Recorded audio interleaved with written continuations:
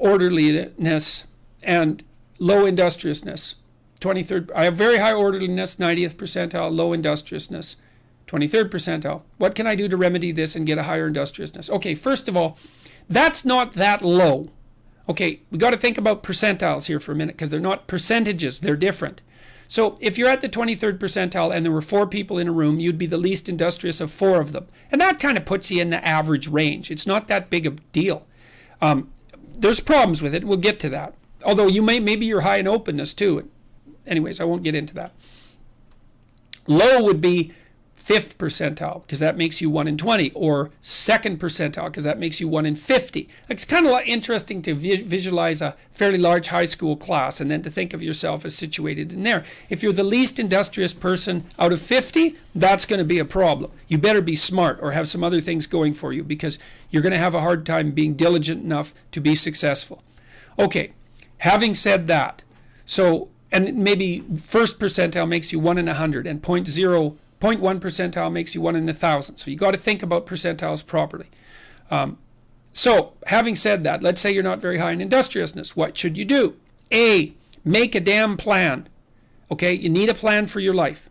And I would say use the future authoring program because that will help you make a plan. Or make a plan on your own, that's fine. Or make a plan because you talk to someone. But, you know, we put the future authoring program together to help people develop a vision of where they could be, a counter vision to scare the hell out of them by helping them think through how catastrophic things could become if they let all their stupidities get the upper hand, and then a second part of the program that helps you make a strategy. And we know the future authoring program helps people, young men in particular, who are doing worse, by the way, in academic situations. It increases the probability that they will stay in college and university by between 25 and 50%. So make a damn plan, and make one you want. Like, don't make a plan that is what you should do, even though it will be what you should do. Make a plan that outlines a future so that you could sit back and say, look, if I had that future, then all the horrible things that are going to happen to me are going to be worthwhile.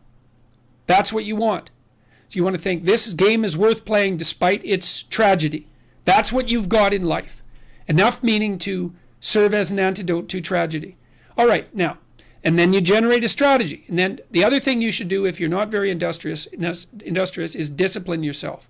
And so what do you do with that? Eat 3 times a day at regular meal times. That's a good thing to practice because that starts to put some stability into your life. Get up at the same time. I would highly recommend all those young people out there who are listening, like, you want to get a jump on life, get the hell out of bed in the morning. You know, as I've got older, I've got up earlier and earlier. Now, that's partly because you don't need as much sleep, but it's also partly because I've got more and more disciplined. Like, get up early in the morning and get your things done. Man, learn to get up at 6 in the morning and you'll be one deadly creature, especially if you can get to work. You'll have half your damn day done by the time other people haul their sorry asses out of bed. And so that's a massive, massive advantage. Look, Warren Farrell, not the comedian, Warren Farrell, the author, he outlined data in Why Men Earn More, which is a book I would recommend, by the way, showing that if you work 13% longer hours, you make 40% more money. It's nonlinear. So you think, why is that? Well, imagine you had 10 employees and one of them works an extra 10%. It's not much. Well, how often is that person going to be promoted, assuming you have a clue as a boss? It's like you're going to look at the 10 people and you're going to think, oh, that guy's always here like 45 minutes early. It's like, why don't we give him the promotion?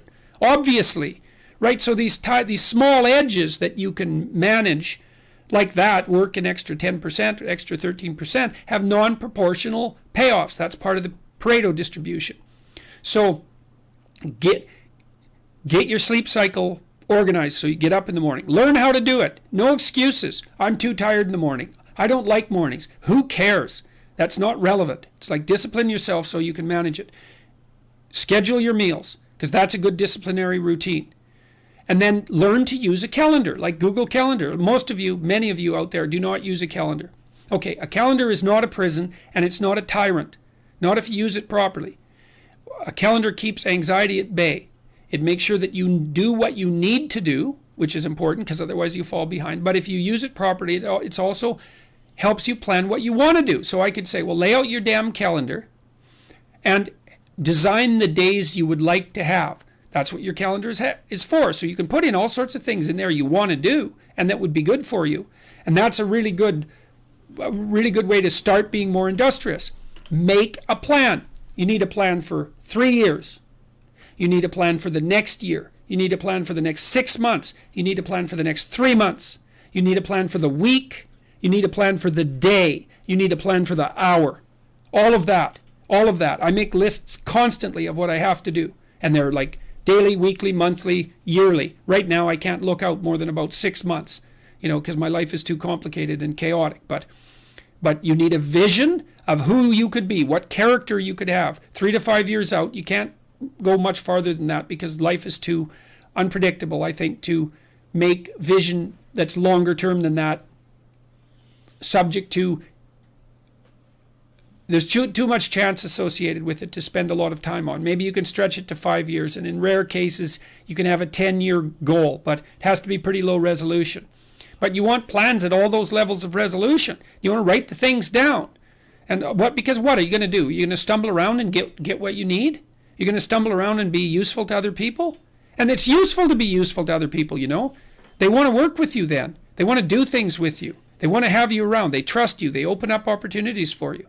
And if you stumble around like you're blind, you're not going to get anywhere. And then you're going to suffer. And then you're going to be bitter. And then you're going to be cruel. So that's hell. That's a bad outcome. So unless you want that, don't aim for it. Or aim for the opposite, because that's how you get out of it. So physical attractiveness is extensively studied in departments of